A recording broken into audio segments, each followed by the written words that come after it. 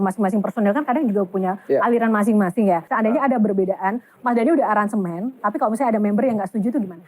Dengan aransemen, remake lagunya gitu. Sebenarnya kalau aransemen tuh gini ya. Jadi Once itu dulu pernah ngomong sama aku, sedikit protes juga. Dewa drumnya jangan di-replace dong. Ya agak susah ya kalau yang nggak paham ya. Di-replace itu drumnya ditambah, di make up. Drumnya itu di make up gitu. Sehingga setengah agak mesin dikit. Gitu. Setengah agak mesin soundnya gitu kan. Dia maunya, Dewa tuh, maunya Once, Dewa tuh mainnya drumnya polos. Suara drum beneran gitu loh. Aku bilang sama Once, ya kan kamu udah punya solo albumnya di situ aja. Di solo album aja kalau kamu mau drum yang polos ya.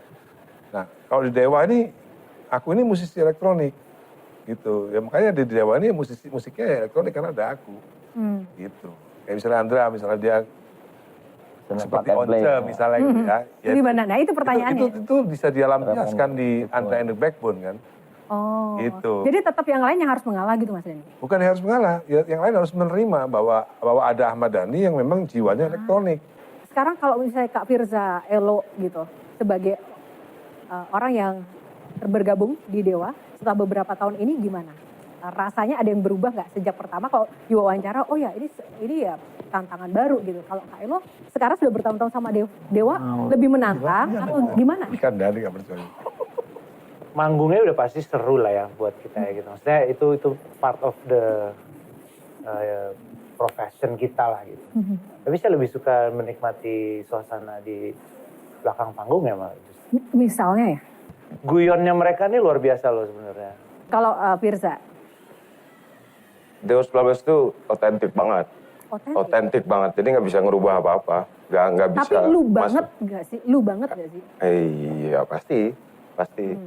Karena kan dari musik-musiknya pasti udah yang kita tahu tuh ya kayak gitu Dewa tuh. Jadi kalau di aku sih cuma bisa meneruskan manggung yang seru gitu.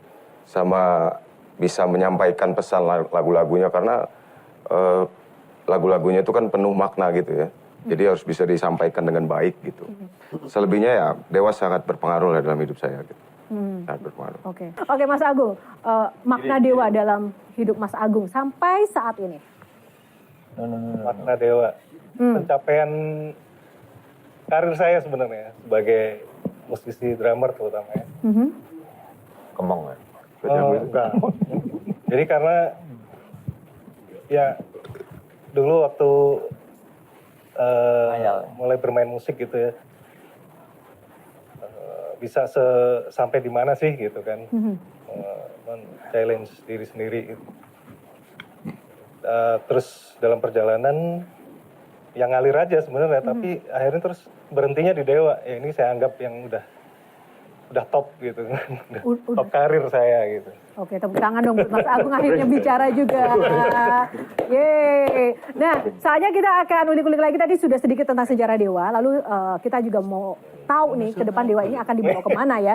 Dengan perkembangan zaman yang luar biasa, Dewa ini ternyata dari rezim ke rezim tetap aja loh eksis. Apa sih resepnya? Kita akan kembali sesaat lagi hanya di G&A, karena setiap pertanyaan selalu ada jawaban. Gitu dong. Oke. Ini satu band yang ini loh, nggak ada yang titik singgung yang pernah keluar. Tapi kok Once enggak, Mas Ari? Loh lah ya. Masuknya Elo juga bukan dari saya kan, saya selalu sering bilang. Nggak, gue penasaran dari mana emang ya.